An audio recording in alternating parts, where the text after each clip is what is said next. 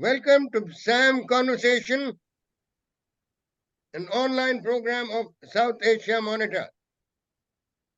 Thank you. It is a pleasure to welcome today Mr. Mujahid Hussain, a very bold writer from Pakistan, whose first book, Punjabi Taliban, I had the pleasure of reviewing. It so happened that, writers like Mr. Mujahid Hussain, they cannot get their books published in Pakistan. So India is one of the places where they come to, or they send their books to be published. And Punjabi Taliban was being published by the same publisher who published my book, After Abbottabad, Terror to Turmoil in Pakistan. When Mr. Hussain read the review of his book by me, he then requested the publisher, he said, the publisher informed him that I too am writing a book titled After Abbottabad, Terror to Turmoil in Pakistan. Then Mr. Hussain requested for a little bit about the book. When that was sent to him, what he wrote became the ideal foreword for After Abbottabad, Terror to Turmoil in Pakistan. We are now going to discuss his latest book, Turmoil in Pakistan.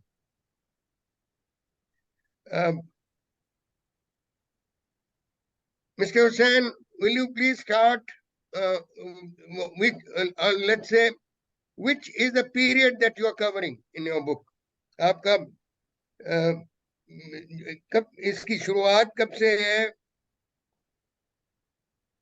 मैंने भट्ट साहब, एक तो बहुत शुक्रिया आपने मुझे मौका दिया बात करने का।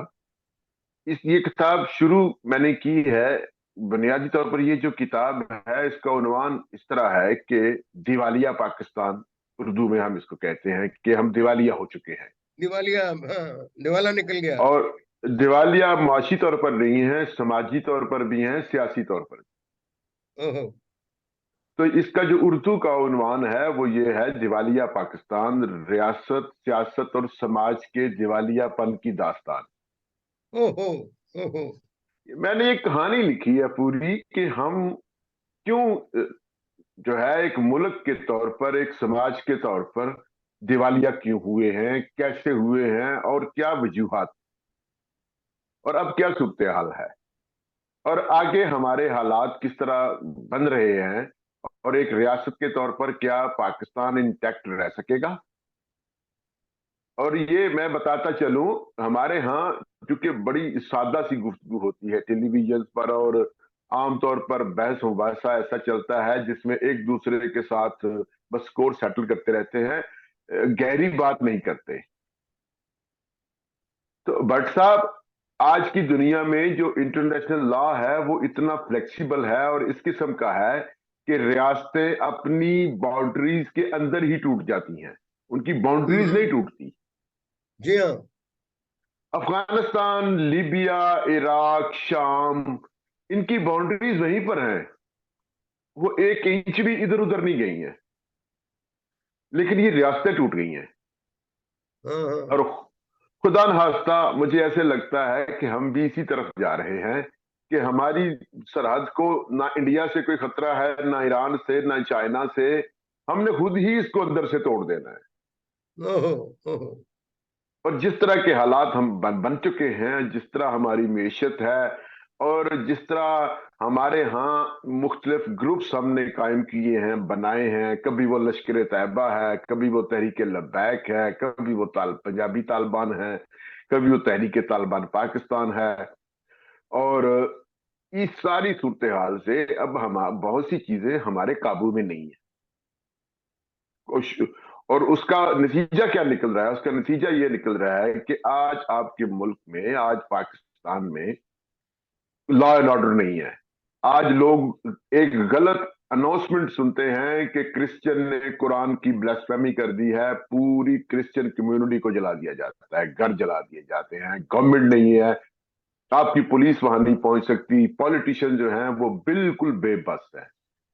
और दूसरी बात यह है कि ऐसा हुआ क्यों है? ऐसा इसलिए हुआ है कि हमारी स्टैब्लिशमेंट बदकिस्मती से अपना होल्ड रखना चाहती थी रियासत के ऊपर, रियासत के वसाइल पर। तो उसने ऐसे ग्रुप तैयार किए हैं। माफ कीजिएगा, आपका जब आप एस्टैब्लिशमेंट बोलते हैं हुसैन साहब, तो इसका मतलब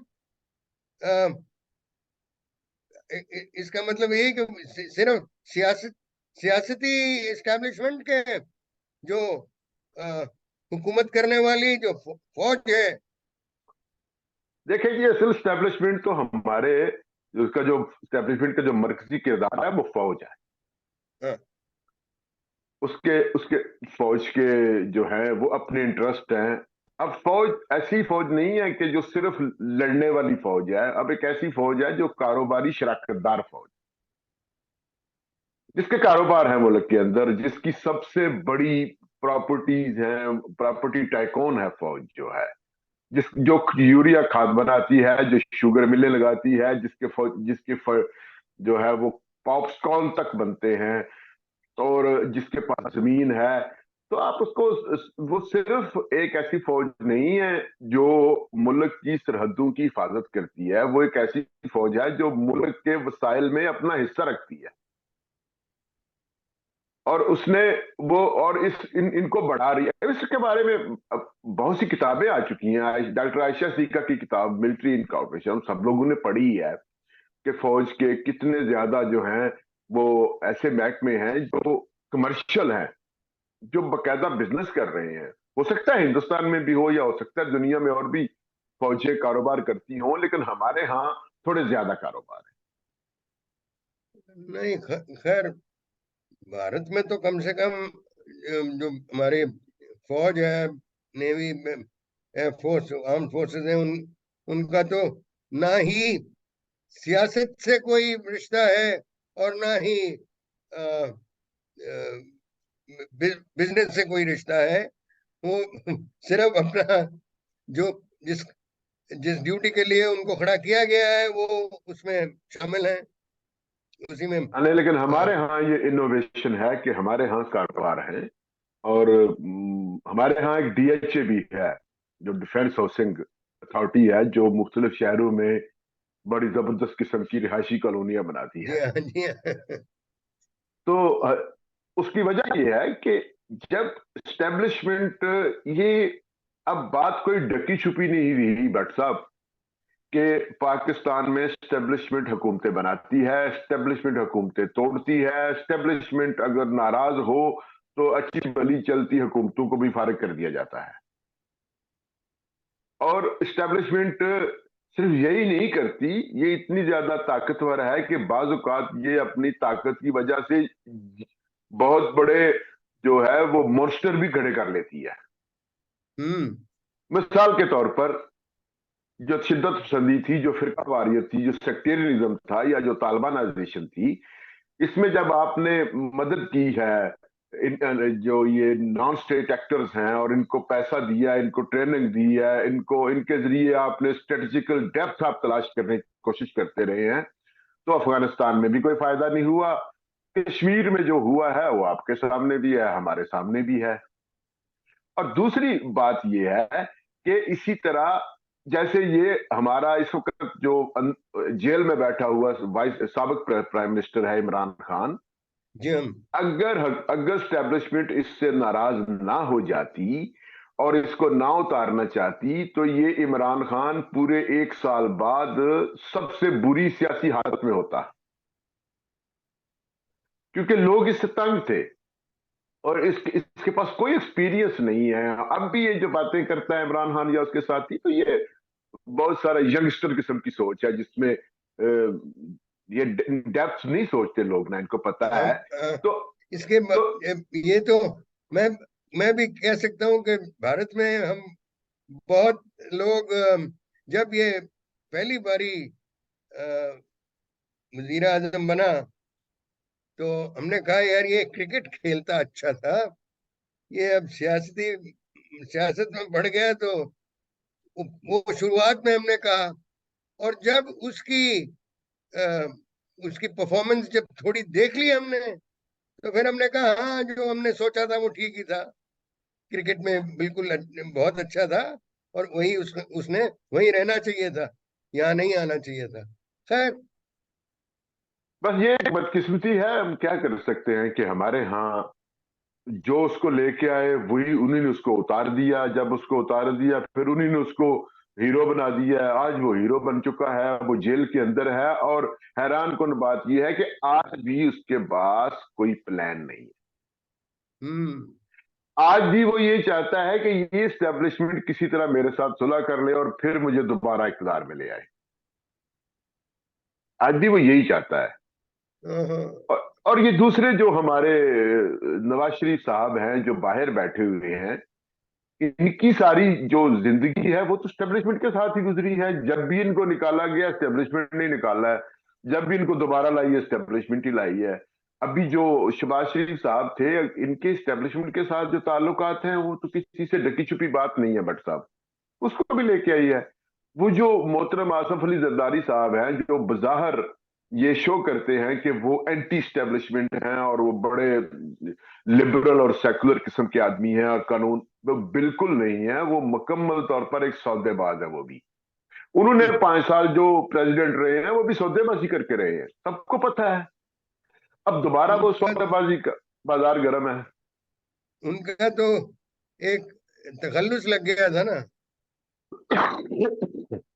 जी हाँ, वो 10% और समथिंग इस टेन तरह परसेंट से। का। अब 10% पुरानी बात हो गई है भट्ट साहब, अब तो 50% तक लोग पहुंचे हुए हैं। आप खैर, हैरान होंगे। बड़े अफसोस की बात है, क्योंकि हम अक्सर देखते रहे हैं कि पाकिस्तान, जो अवाम है, जिन पाकिस्तानियों को हम कॉमन पीपल जो जिनको हम मिलते हैं, तो वो जो बॉन्ड है पुराना, वो अभी तक है। अब कोई हम में से पाकिस्तान जाए, मेरे जैसा तो शायद देखने से कोई फर्क नहीं शक्ल में होगा, लेकिन कोई सिख जाए, क्योंकि उसने पगड़ी पहनी है, वो ज्यादा विजिबल है, तो उसको तो हमें कई हमारे सिख फ्रेंड ने बताया कि वो कई कभी कभी दुकानों में पैसे नहीं लेना चाहते। मतलब इतनी इतनी प्यार मोहब्बत अभी भी है, जो बिल्कुल है भट्ट साहब, ये आपने जो बात की है मैं इसको देखता रहता हूं। बहुत सारे ऐसे फोरम बने हुए हैं जो मशरकी पंजाब और मगरबी पंजाब के सिखों को आपस में मिलाते हैं। जो लोग बिछड़ गए थे, जो तकसीम के दौरान जी पार्टीशन हाँ। हुई है तो कुछ लोग बिछड़ गए थे, तो वो जी हाँ। उधर जाके बस गए या इधर बस गए, उनको आपस में मिलाते हैं और ये अच्छी बात है। जी हाँ। मैं समझता बेशक। हूँ ये अच्छी। बेशक। और दूसरा एक और बात याद रखिएगा, ये जो कॉन्सेप्ट हमारे बाजुकात पाकिस्तान की तरफ से ये जाता है कि कोई हिंदू जो लोग हैं उनकी मुखालफ है, ऐसी बात पंजाब में नहीं है। मैं आपको बिल्कुल यकीन के साथ ये बात इसलिए कहना चाहता हूं कि सिंध से हमें बाजुकात ऐसी खबरें आती हैं जो फोर्स कन्वर्शन होती है, और वो भी कुछ वडेराइज्म जहां पर है वहां पर है। पंजाब में हिंदू आबादी है। मैं अपने गांव की बात करता हूं, मेरा गांव बिल्कुल हिंदुस्तान पाकिस्तान बॉर्डर के ऊपर है। हमारे गांव में 35 घर हिंदुओं के हैं, आज भी मौजूद हैं, और उनके साथ वैसे ही ताल्लुक है जैसे बहन भाइयों के साथ होता है। मेरी दाई जो है वो हिंदू है, माई गंगा, मेरे बड़े भाई की दाई, दाई समझते हैं आप, मिडवाइफ जो, वो हिंदू है। उनके उनका बड़ा एहतराम करते हैं, हमारे यहाँ वो काम करते हैं, हम उनके शादी में शरीक होते हैं। हत्ता के छोटी सी मिसाल देकर मैं आगे बढ़ता हूं, हमारे घर में 35 घर हिंदू कम्युनिटी के हैं और 250 घर मुसलमानों का है। मुसलमान दायरा ज्यादा है। जब किसी हिंदू बच्ची की शादी होती है, हमारे गांव में ये रिवाज है कि हर शख्स अपनी हैसियत के मुताबिक उस बच्ची को गिफ्ट देता है। कोई भैंस देता है, कोई सिलाई मशीन दे देता है, कोई कोई कोई कोई खेत दे रहा है, कोई चारपाई दे रहा है। और ये 1000 मर्तबा भट्ट साहब हुआ है कि हम जिम्मेदार हैं, हम वहां के थोड़े से माली तौर पर असुदा लोग हैं, हमारी बेटियों को उतना जहेज नहीं मिलता जितनी हमारे हिंदू जो गांव के वासी हैं उनकी बेटी को मिलता है, क्योंकि उनकी पूरा बेटियों को गांव मिलता है। देता है। और वो भी ऐसे करते हैं, उनके यहाँ शादी हो तो वो मुसलमान मंगवाते हैं जो मुसलमानों के लिए अलग खाना बनाता है। तो ये जो चीजें थी जिन्होंने ये तकसीम डाली है या जो डालना चाह रहे हैं, उनका अपना बुरा हाल है, आपके सामने जो सूरत हाल है। जी हाँ। हम पार्टीशन को तस्लीम करते हैं, ठीक है, एक पार्टीशन हो चुकी है, 2 मुल्क है, लेकिन क्या इधर जो 25 करोड़ अवाम रहते हैं, क्या उनको बेहतर जिंदगी गुजारने का हक नहीं है? बिल्कुल बिल्कुल। अ, और दूसरा ये ये है कि कितनी हम जंग करना चाहते हैं हिंदुस्तान के साथ, या हिंदुस्तान हमारे साथ जंग करना चाहता है? कोई जंग नहीं करना चाहते। ये सियासी मकासद होते हैं कि आप जी हाँ। जंग का जी हाँ। माहौल बना दे। आप फौजी हैं, आप रिटायर्ड फौजी हैं, आप मुझे ये बताएं कि आपकी फौज में कितना ये सोचा जाता है कि हमने पाकिस्तान पे हमला करना है या पाकिस्तान पे हमने ऑक्युपाई करना है? आप बताएं मुझे। हुसैन साहब, हमारा तो 47 से यही तौर रहा है कि जो ये नक्शा बना है इसको और बदल ना सकें। पाकिस्तान ने ही कोशिश की है, पाकिस्तान आर्मी, पाकिस्तान की फौज ने ही कोशिश की है। 1947 की जो जंग थी उन्होंने छेड़ी, 1965 की जंग चौथी जो थी वो भी पाकिस्तान की फौज ने छेड़ी। जो 1971 की थी वो भी उन्होंने छेड़ी। जो कारगिल में हुआ 99 में, 1999 में, वो भी उन्होंने उसको उसको शक्ल देने की कोशिश की कि ये मतलब नॉन स्टेट एक्टर हैं, मिलिटेंट हैं, टेररिस्ट हैं। लेकिन उसके लिए तो 12-13 बटालियन नॉर्दर्न लाइट इन्फेंट्री की खड़ी की गई थी, खास इस कारगिल के ऑपरेशन के लिए। खैर, लेकिन इससे क्या अब हासिल हुआ हमारा, है? मैं इतना कहना हूं कि हमारा कभी भी ये एम नहीं रहा कि हम कुछ जो ये नक्शा बना है इसको पाकिस्तान की तरफ बढ़ाएं। बात चलती है कि उल्टा जो कश्मीर का, पाकिस्तान ऑक्युपाइड कश्मीर है, वो बात होती रहती है कि वो लेना चाहिए लेना चाहिए, लेकिन उसको लेने के लिए तो कुछ आज तक किया नहीं है। वो ऐसे। मैं समझता हूं कि जो कश्मीर का जो डिस्प्यूट है उसके लिए बेहतरीन जो फोरम है वो कश्मीरी है। हाँ। अब अब तो हम कह सकते हैं वो आर्टिकल 370 को एब्रोगेट करने के बाद कम से कम एक जॉइंट कश्मीरी आवाज खड़ी हुई है। क्योंकि जो इससे पहले थे उनका रिश्ता कुछ और ही था, कश्मीर से, हिंदुस्तान से, भारत से, और पाकिस्तान से। सो पाकिस्तान की फौज से, पाकिस्तान से नहीं। एनीवे, अब आपकी जहां तक किताब का सवाल है, ये कुछ आप आइडिया दीजिए आपके चैप्टर्स के, अगर नाम दे सकें तो हमें और हाँ, जो मेरा सबसे पहला चैप्टर है वो है कि हमारे रियासत में जो मीडिया का जवाल आया है, जो डिक्लाइन ओके। हुआ है मीडिया का, वो क्या है? क्योंकि मीडिया ने हमारे यहाँ बहुत अहम रोल प्ले किया है। जी हाँ। हमारी जंगें हों या हमारे तनाजात हों या हमारी वॉर एंड टेरर हो या कुछ भी हो, या जो पॉलिटिकल जो सिचुएशन है उसमें मीडिया बहुत ही फ्रंट जो है वो रहा है, और उसने बहुत रोल प्ले किया है। आप यह बात कर रहे थे, शायद लोगों ने तारीख कम पढ़ी है या लोग नहीं पढ़ना चाहते या लोग इस बहस में नहीं जाते, लेकिन लोग ये जरूर जानते हैं कि 1971 में एक अखबार था आजाद, उसकी हेडलाइन थी इधर हम उधर तुम। और ये यहाँ पर एक ईमान बन चुका है पाकिस्तान में कि भुट्टो जो है उसने मुल्क को तकसीम किया। भुट्टो कहता था उधर हम इधर तुम, या इधर हम उधर तुम। मीडिया इतना अहम है। और फिर हमारे यहाँ 40-50 जो चैनल चलते हैं, वो रात को 7 बजे से लेकर रात 12 बजे तक वो जो वहां पर बहस मुबासा होता है वो लोग सुनते हैं, देखते हैं। वो बहुत अहम है। उसमें बहुत सारी जो है वो हकायक नहीं होते हैं। मुझे तकलीफ से कहना पड़ता है, मैं खुद मीडिया मैन हूं, मैं एक जर्नलिस्ट हूं, कि जी हाँ, हमारे जी हाँ। यहाँ हमारे यहाँ जो है वो एक सेंसरशिप है जो स्टैब्लिशमेंट आयद करती है, और उसके बाद एक स्टैब्लिशमेंट है जो मीडिया अपने आप पे आयद कर लेता है।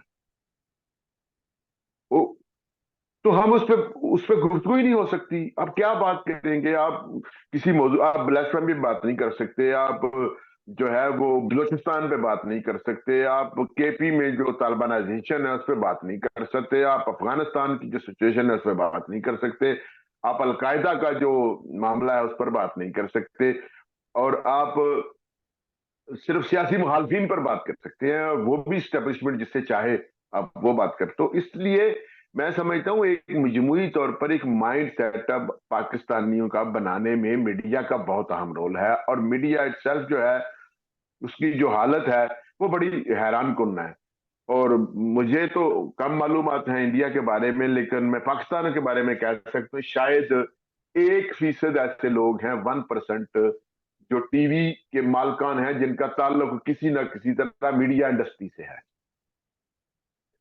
वरना 99% सेठ है। और वो ऐसे सेठ हैं जो कारोबार करते हैं, जिनको और जिनका सिर्फ सौदेबाजी और कारोबार है, उनका कोई ताल्लुक नहीं। हाँ, किसी हाँ। की शुगर मिल है, किसी के स्कूल बनाए हुए हैं, किसी की जो है वो और दीगर कागज मिलने हैं, कोई ऐसा ताल्लुक नहीं। और हमेशा वो फैसिलिटेटर का काम करते हैं, जहां से अच्छे पैसे मिल जाएं उसके साथ मिलकर आप जो कराना चाहें आप करवा लें। तो मीडिया हम्म। ने बहुत अहम रोल प्ले किया है हमारी इस मौजूदा सूरत हाल में। दूसरा मेरा नहीं वो। चैप्टर है हम्म। कि जो वार ऑन टेरर है और जो ये मिलिटेंसी है, इसका पाकिस्तान की रियासत या पाकिस्तान की स्टेट ने इसको किस तरह देखा है और इसका क्या असर पड़ा है, क्योंकि ये बहुत अहम चैप्टर है। हमने वार एंड टेरर या जो सेक्टेरियनिज्म है, मिलिटेंसी है, और ये जो रिलीजियस वायलेंस हमारे यहाँ हुई है, इसको किस तरह डील किया है रियासत ने, और ये कितने अहम लोग हैं, कितने मजबूत हैं, कितने ग्रोह हैं, और ये किस तरह इन्होंने पाकिस्तान की पॉलिटिक्स और पाकिस्तान की सोसाइटी पर अपना असर डाला है, इस पर डिस्कस है। अगला जो चैप्टर है वो फिर मैंने इसको हिस्टोरिकली देखा है कि जो पॉलिटिकल डिक्लाइन आया है, जो जवाल है, वो किस तरह आना शुरू हुआ है। बिल्कुल आगाज आगाज में जब 1958 में अयूब खान का मार्शल लग गया है, तो फिर क्या हुआ है? फिर हमारे अदारों ने, हमारी अदलिया ने, हमारी फौज का या हमारे पॉलिटिशियन का क्या रोल था? उसके बाद भुट्टो साहब किस तरह अयूब की कैबिनेट में शामिल हो गए और फौज के कंधे पर बैठकर वो आगे पॉलिटिक्स में। उसके जी हाँ, बाद जी हाँ। वो पाकिस्तान के पहले सिविल मार्शल एडमिनिस्ट्रेटर बने, जो कि एक बिल्कुल नया एक एक तरह से एक पोजीशन थी। नया फिर होता उन्हें था। अपनी, बिल्कुल, हाँ, बिल्कुल। फिर उन्हें अपनी पार्टी बना ली। फिर उस पार्टी का क्या रोल था, और उसके बाद फिर जो सिचुएशन आगे बनती रही है, फिर मैंने टन्योर टू टन्योर इसको देखा है इमरान खान तक, कि हम्म। अब सिचुएशन क्या है। और जो आखिरी चैप्टर है वो है कि अब आगे क्या हमें नजर आ रहा है। पर दूसरा इनकी करप्शन पे लिखा है मैंने थोड़ा बहुत, कि ये हमारे यहाँ जो करप्शन की कहानियां हैं ये किस तरह चलती हैं।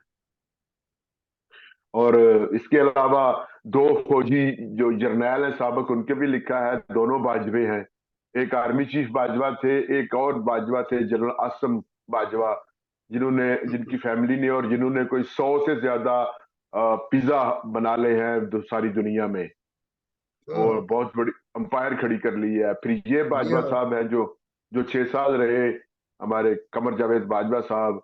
इनके इन 6 सालों में किस तरह इनकी जो रियल स्टेट है वो इतनी ज्यादा बढ़ गई है, वो कैसे हुई है। सॉरी। इस पर मैंने लिखा है, नवाज शरीफ खानदान और पीपल्स पार्टी का जो हुआ है, फिर ये इमरान खान जिस केस में अंदर है, जिसको हम तोशाखाना केस कहते हैं, ये केस क्या है। और ये या तोशाखाना में हमारे हुक्मरानों ने, फौजी जर्नैलों ने, हमारे प्रेसिडेंट्स ने कितनी चीजें ली हैं। तो ये इस सारे पे मैं जो है वो मैंने थोड़ा बहुत लिखने की कोशिश की है। और बुनियादी है कि हम दीवाल दिवालियापन का शिकार है। वो सियासी तौर पर है, वो समाजी तौर पर है, वो मुआशी तौर पर है। वो हर हवाले से हमारे एक डिक्लाइन आया, और वो ये उस डिक्लाइन की सारी दास्तान है। बड़े अफसोस की बात है। खैर, और आपका बाकी के चैप्टर्स? बाकी के चैप्टर भी जो है वो शरीफ फैमिली पर चैप्टर है। इसी हाँ तरह जी। जरदारी फैमिली पर एक चैप्टर है, उनकी हुकूमतों पर चैप्टर्स हैं कि उनकी पहली गवर्नमेंट कैसी थी, दूसरी कैसी थी, फिर ये इनकी ओह, 3 गवर्नमेंट्स कैसी रही नवाज शरीफ खानदान की। अब ये जो चौथी गवर्नमेंट इनको मिली है एक तरह से, ये कैसी है, इसमें क्या कुछ हो रहा है। ये कुल मिलाकर कोई 15 चैप्टर हैं। Okay, okay. या ये तो आपने, मैं इंतजार कर रहा हूँ कि आपकी किताब मेरे बहुत हाथ जल्दी आए आपको मिलेगी। और मैं उसे पढूं और उसे रिव्यू करूं।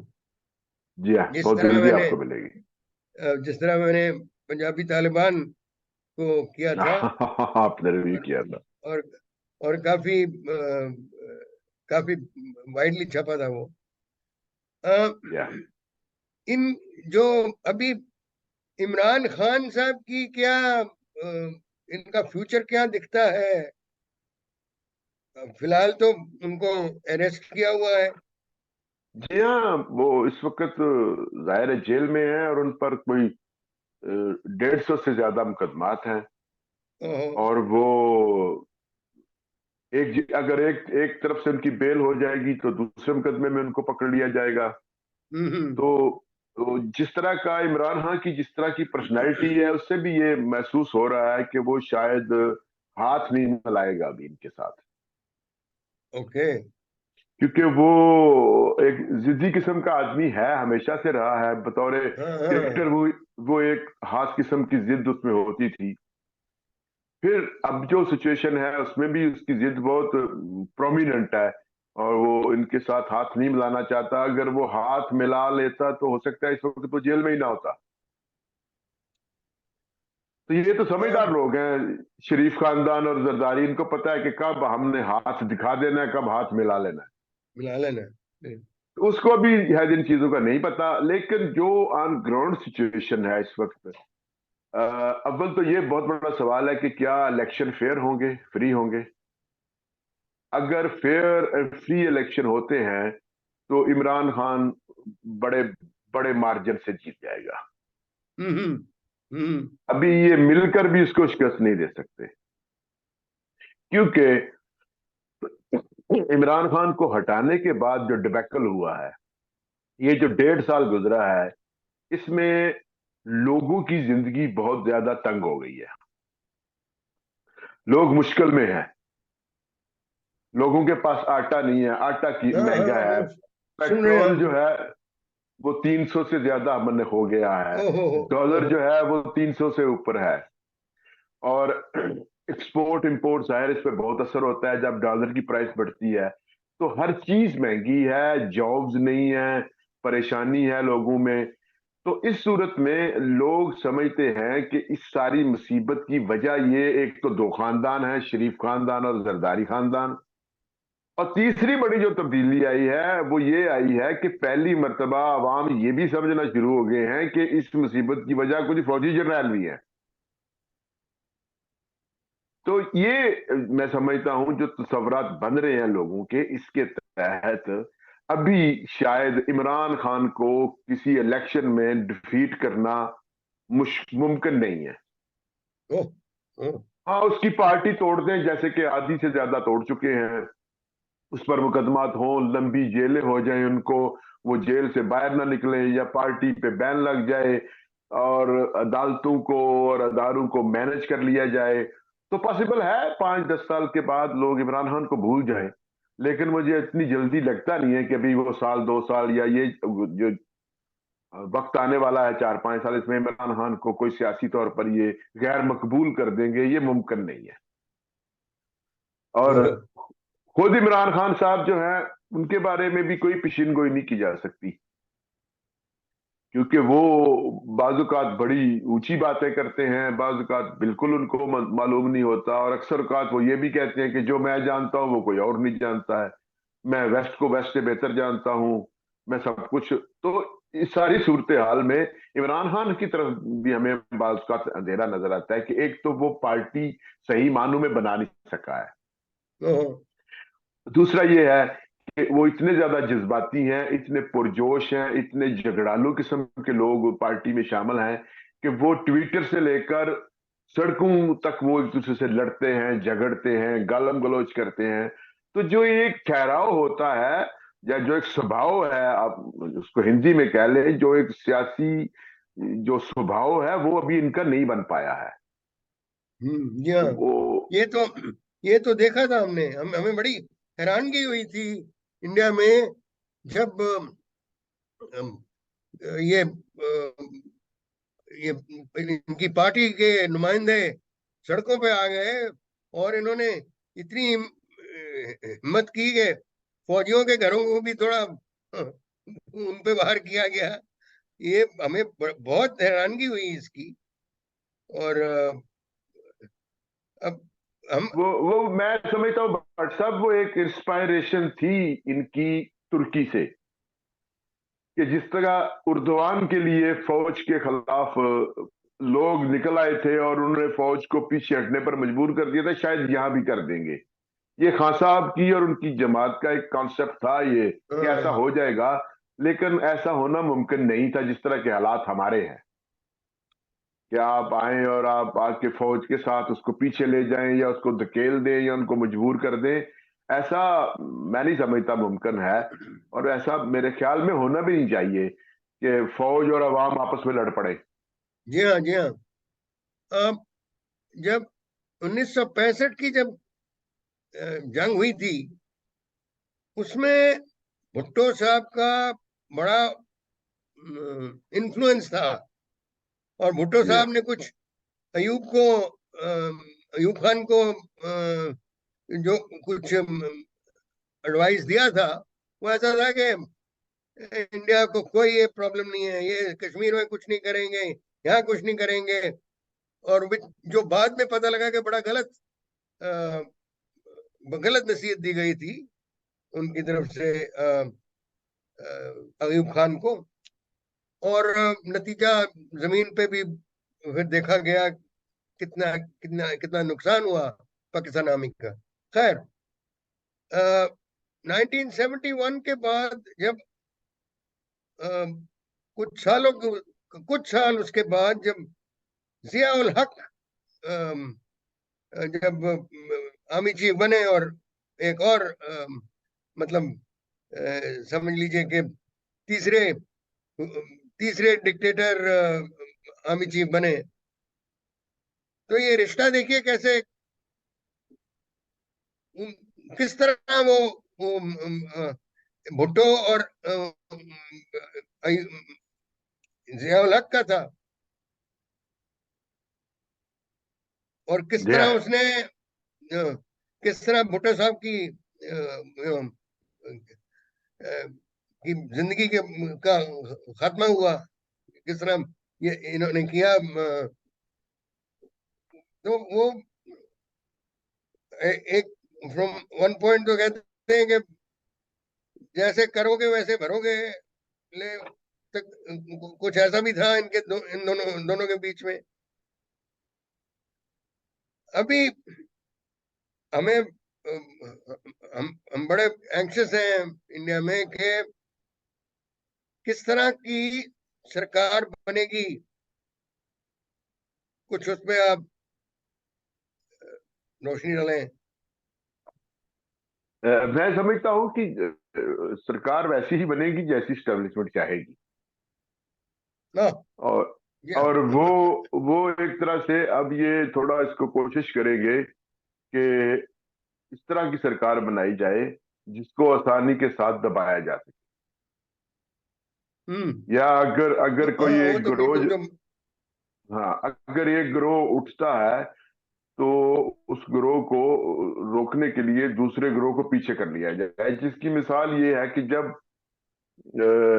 पीटीआई को 9 मई के बाद जब उसके साथ जो कुछ भी हुआ है, तो उसमें पीटीआई के बहुत से लोग अलग होकर एक अलग से पार्टी बन चुके हैं, पाकिस्तान इस्तेहकाम पार्टी या इस्तेहकाम पाकिस्तान पार्टी। या ये इन्फ्लुएंशियल लोग हैं, पैसे वाले लोग हैं, जिम्मेदार हैं, इंडस्ट्रियलिस्ट हैं, इनके पास पैसा भी है। और ये एक ऐसा ग्रुप होगा जिसको जानबूझकर कोशिश की जाएगी कि इसको कामयाब करवाया जाए, ताकि पीपल्स पार्टी, नवाज लीग और दरमियान में ये इस्तेहकाम पार्टी, और ये इस्तेहकाम पार्टी इस्तेमाल होगी बुनियादी तौर पर अगली हुकूमत के अदम इस्तेहकाम के लिए। कि अगर नवाज शरीफ और इसकी पीपल्स पार्टी की मखलूत गवर्नमेंट बनती है मिलकर, तो इनके साथ ये लोग भी शामिल हैं, कैबिनेट में भी हैं। और कल को जब एस्टेब्लिशमेंट ये देखती है कि नवाज लीग और पीपल्स पार्टी मिलकर एस्टेब्लिशमेंट के जो मफादात हैं उसको नुकसान पहुंचा रहे हैं, तो ये जो इस्तेहकाम वाले हैं इनको पीछे कर लो ताकि गवर्नमेंट गिर जाए। हुसैन साहब, मैं वक्त अगर ज्यादा होता तो जरूर आपसे और बातचीत होती, लेकिन बहुत कुछ आपने बताया है। और इस बहुत बहुत शुक्रिया आपका। साउथ एशिया मॉनिटर के पे आके आपने जो अपनी लेटेस्ट किताब टर्मोइल इन पाकिस्तान के बारे में बात की, और कई और जो मामले हैं आपकी लिखा राइटिंग से मिले हुए, वो सब सामने आए हैं। बहुत बहुत शुक्रिया। बहुत शुक्रिया जी, बहुत मेहरबानी जनाब।